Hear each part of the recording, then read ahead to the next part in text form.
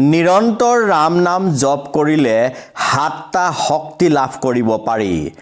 বন্ধু বান্ধৱীসকল, মনুষ্য জীৱনৰ স্থিৰতা নাই। কোনোবাই সুখ বিচাৰে, কোনোবাই শান্তি বিচাৰে, আকৌ কোনোবাই পৰাক্ৰম বিচাৰে আৰু কোনোবাই শক্তি বিচাৰে। কিন্তু আচল শক্তিৰ ৰহস্য কি? বাকীবোৰ কেৱল জীৱিত কালতহে প্ৰয়োজন আছে, মৃত্যুৰ পিছত ইয়াৰ প্ৰয়োজন নাই। কিন্তু এনে কিছুমান শক্তি আছে যি জীৱিত কালত বৈষয়িক সুখ শান্তি ভোগ কৰাৰ লগতে ই মৃত্যুৰ পাছত পৰম ধাম প্ৰাপ্ত কৰাত সহায় কৰে। শক্তি ধন সম্পদ আৰু প্ৰশংসাত লাভ কৰিব নোৱাৰি, কাৰণ আচল মহিমাময় শক্তি সেই মহান নামত সোমাই আছে, যি নাম স্মৰণ কৰিলে মানসিক শাৰীৰিক আৰু আধ্যাত্মিক সকলো দিশতে শক্তি লাভ কৰিব পাৰি। সেই পৰম শক্তি নিহিত হৈ থকা নামটোৱে হ'ল ৰাম নাম। যি নাম জপ স্মৰণ আৰু কীৰ্তন কৰিলে সমস্ত শক্তি লাভ কৰিব পাৰি। ৰাম নাম সাধাৰণ শক্তি নহয়, কাৰণ ৰাম নামতেই স্বয়ং নাৰায়ণ অন্তৰ্নিহিত হৈ আছে। ৰাম নাম জপ কৰিলে ব্যক্তিৰ জীৱনলৈ অদ্ভুত পৰিৱৰ্তন আহে, যেনে হৃদয় পবিত্ৰ হোৱা, মন নিৰ্মল হোৱা, জীৱনৰ পৰা সমস্যা দূৰ হৈ যোৱা, সকলো দিশতে মংগলেই মংগল হোৱা। ৰাম নাম জপ কৰাসকলৰ ব্যক্তিত্ব আকৰ্ষণ হৈ পৰে। মহান সাধু মহন্তসকলে ইয়াকে কৈছে যে কলিযুগৰ কঠিন সময়খিনি কেৱল ৰাম নামে পাৰ কৰাব পাৰে। ৰাম নাম জপ কৰি থাকোঁতে কেইটামান শক্তি আমি লাভ কৰিব পাৰোঁ। কি কি শক্তি লাভ কৰিব পাৰি, এই ভিডিঅ'টিৰ জৰিয়তে সবিশেষ আপোনালোকে জানিব পাৰিব। বন্ধু বান্ধৱীসকল, প্ৰথমটো শক্তি হ'ল পাপ নাশ আৰু আত্মা শুদ্ধিৰ শক্তি। মানুহে জন্ম জন্মান্তৰৰ বিভিন্ন ধৰণৰ পাপ কৰ্মসমূহৰ বোজা লৈ ফুৰে, ফলত মন অশান্তি, চিন্তা, ৰোগ, ক্লেশ আদিত জীৱন অতিবাহিত কৰিব লগা হয়। এই জন্ম জন্মান্তৰৰ পাপৰ পৰা কেৱল ৰাম নাম স্মৰণ শ্ৰৱণ আৰু কীৰ্তন কৰিলেহে উদ্ধাৰ হ'ব পাৰি।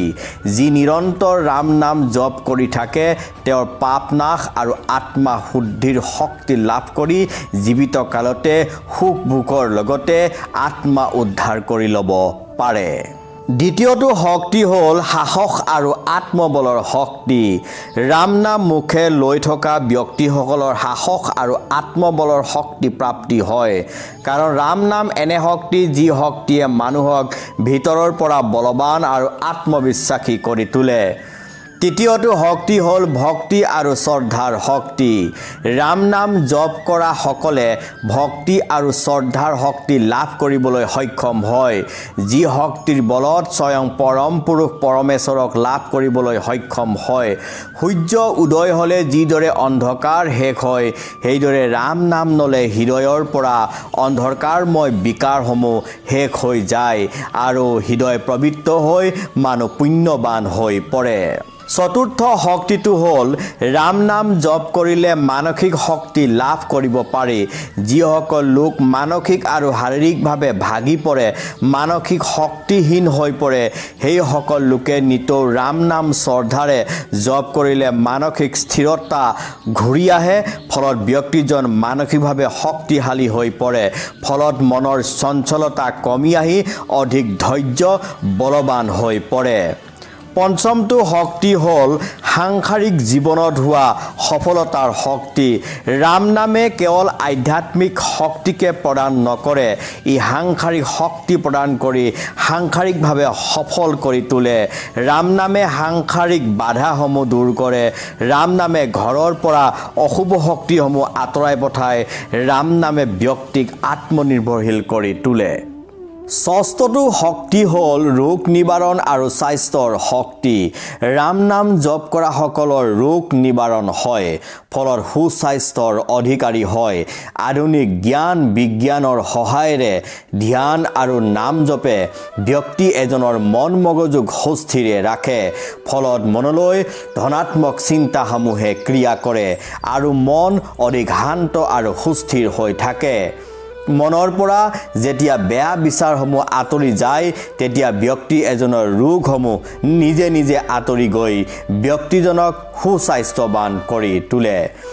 বন্ধু বান্ধৱীসকল, শেষৰটো শক্তি হ'ল আকৰ্ষণ আৰু ব্যক্তিত্বৰ শক্তি। ৰাম নাম জপ কৰা ব্যক্তিসকলৰ ব্যক্তিত্ব অধিক আকৰ্ষণীয় হৈ পৰে। ৰাম নাম জপ কৰা ব্যক্তিসকলৰ বচন মধুৰ হৈ পৰে, জনসমাজৰ প্ৰিয় হৈ পৰে। ৰাম নাম জপ কৰা ব্যক্তিসকলৰ ব্যক্তিত্বই সকলোকে আকৰ্ষিত কৰি তোলে। ফলত আপোনা আপুনি সকলো ব্যক্তিজনৰ গুণমুগ্ধ হৈ পৰে। ৰাম নাম জপ কৰা ব্যক্তিসকলৰ আচাৰ ব্যৱহাৰ সৰল হৈ পৰে, সকলোৰে প্ৰিয় পাত্ৰ হৈ পৰে। ৰাম নাম জপ কৰা ব্যক্তিসকলৰ আকৰ্ষণ আৰু ব্যক্তিত্বৰ শক্তিয়ে সকলোকে মোহিত কৰি তোলে। ফলত সকলো লোকেই ৰাম নাম জপ কৰা ব্যক্তিসকলক শ্ৰদ্ধা আৰু ভক্তি কৰে। জয় শ্ৰী ৰাম, জয় শ্ৰী হনুমান।